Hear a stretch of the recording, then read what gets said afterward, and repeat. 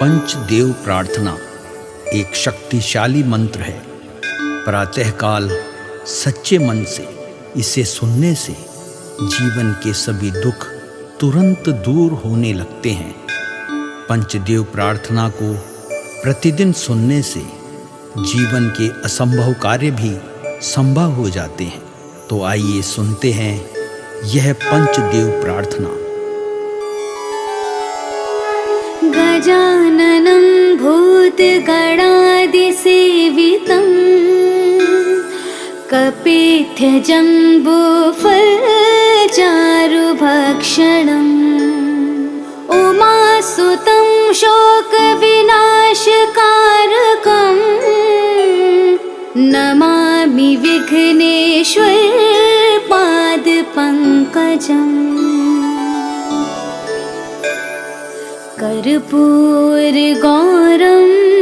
करुणावतारं संसारसारं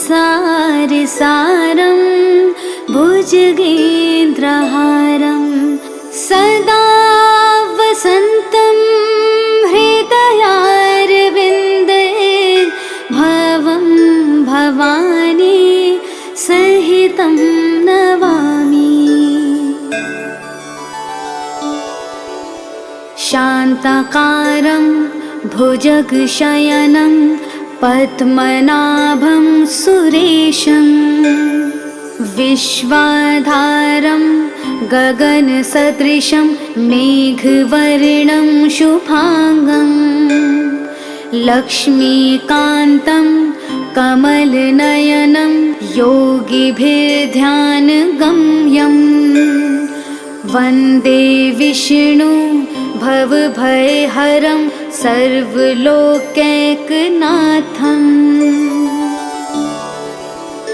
नीलाम्बुजश्यामलकोमलाङ्गं सीतासमारोपितवामभागं पाणो महासायकचारुचापं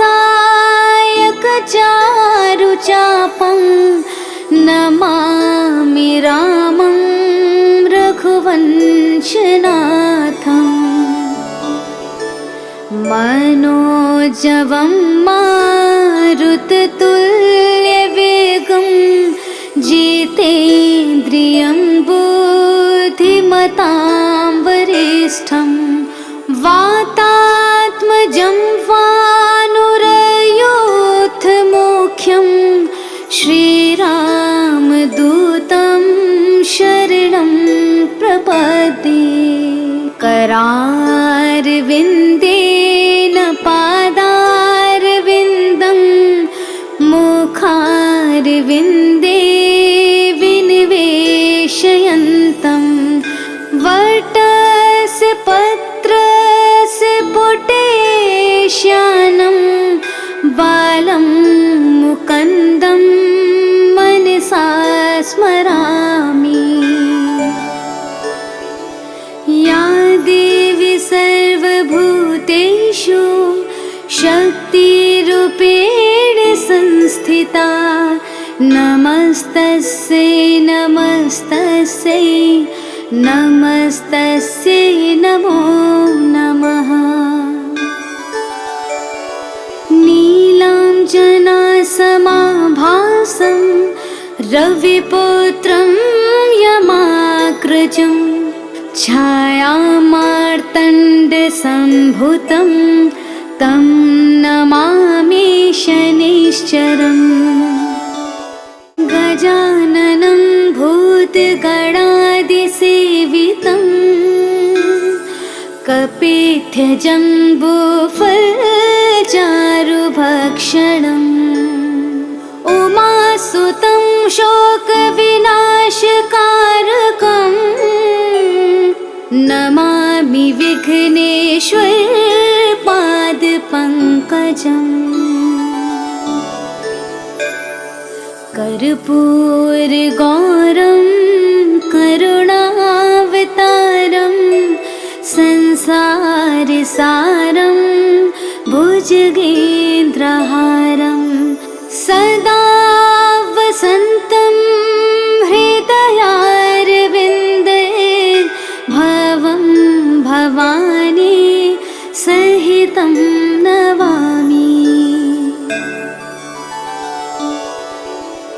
शान्ताकारं भुजगशयनं पद्मनाभं सुरेशं विश्वाधारं गगनसदृशं मेघवर्णं शुभांगं लक्ष्मीकान्तं कमलनयनं योगिभिर्ध्यानगम्यं वन्दे विष्णु भवभयहरं सर्वलोकैकनाथं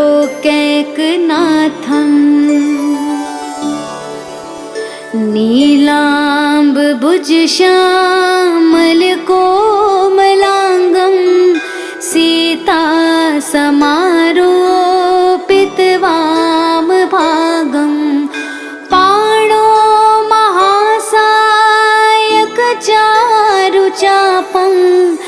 नमामि रामं रघुवंशनाथम् मनोजवं मारुततुल्यवेगं जितेन्द्रियं बुद्धिमतां वरिष्ठं वातात्मजं वानुरयोधमुख्यं श्रीरामदूतं शरणं प्रपद्ये करारविन्देन पादारविन्दं मुखारविन्दे विनिवेशयन्तं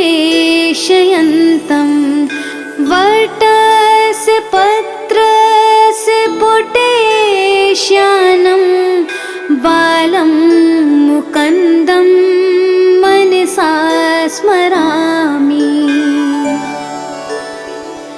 या देवी सर्वभूतेषु शक्तिरूपेण संस्थिता नमस्तस्यै नमस्तस्यै नमस्तस्यै नमो नमः।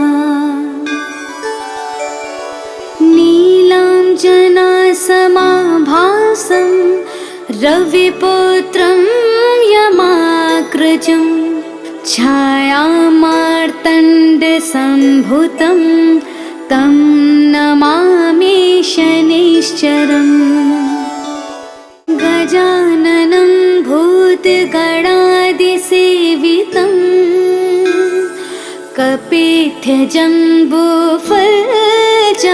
कपिध्वजम्बूफलचारुभक्षणम् उमासुतं शोकविनाशकारकम्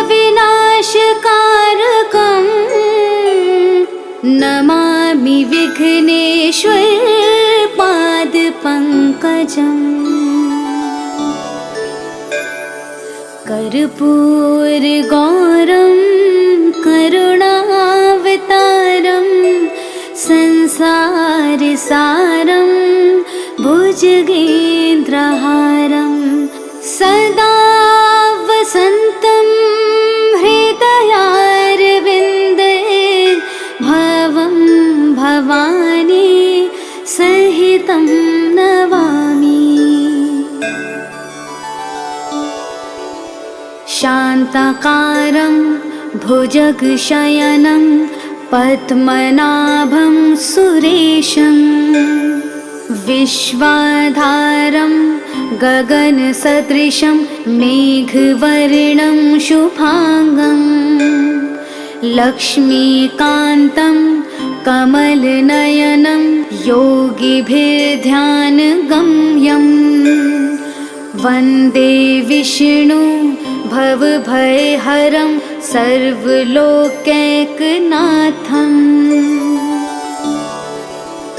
नीलाम्बुजश्यामलकोमलाङ्गं सीतासमारोपितवामभागं पाणो महासायकचारुचापं नमामि रामं रघुवंशनाथम्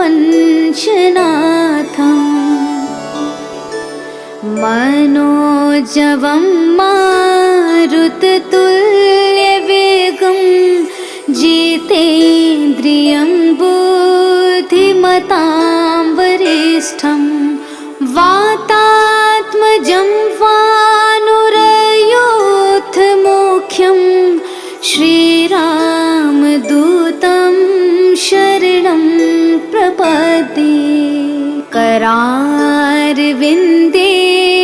पादारविन्दं मुखारविन्दे विनिवेशयन्तं वटस्य पत्रस्य पुटेश्यानं बालं मुकुन्दं मनसा स्मरामि। या देवी सर्वभूतेषु शक्तिरूपेण संस्थिता नमस्तस्यै नमस्तस्यै नमस्तस्यै नमो नमः। नीलाञ्जनासमाभासं रविपुत्रं यमाग्रजं छायामार्तण्डसम्भूतं तं नमामि शनैश्चरम्। गजाननं भूतगणादिसेवितं कपित्थजम्बूफलचारुभक्षणम् उमासुतं शोकविनाशकारकं नमामि विघ्नेश्वर पादपङ्कजम्। कर्पूरगौरं करुणावतारं संसारसारं भुजगेन्द्रहारं सदा वसन्तं हृदयारविन्दे भवं भवानी सहितं नमामि।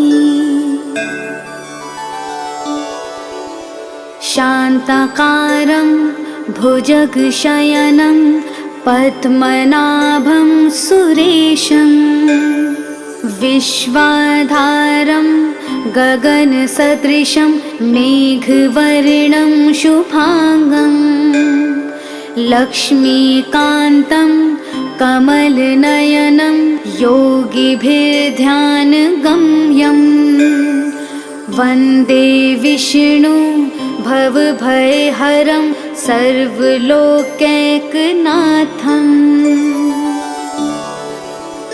नीलाम्बुजश्यामलकोमलाङ्गं सीतासमारोपितवामभागं पाणो महासायकचारुचापं नमामि रामं रघुवंशनाथम्। मनोजवं मारुततुल्यवेगं जितेन्द्रियं बुद्धिमतां वरिष्ठं वातात्मजं वानुरयोऽथमुख्यं श्रीरामदूतं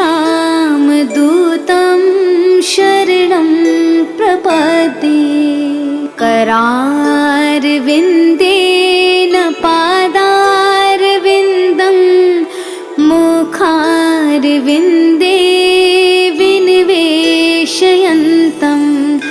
वटस्य पत्रस्य पुटेश्यानं बालं मुकुन्दं मनसा स्मरामि। या देवी सर्वभूतेषु शक्तिरूपेण संस्थिता नमस्तस्यै नमस्तस्यै नमस्तस्यै नमो नमः। नीलाञ्जनासमाभासं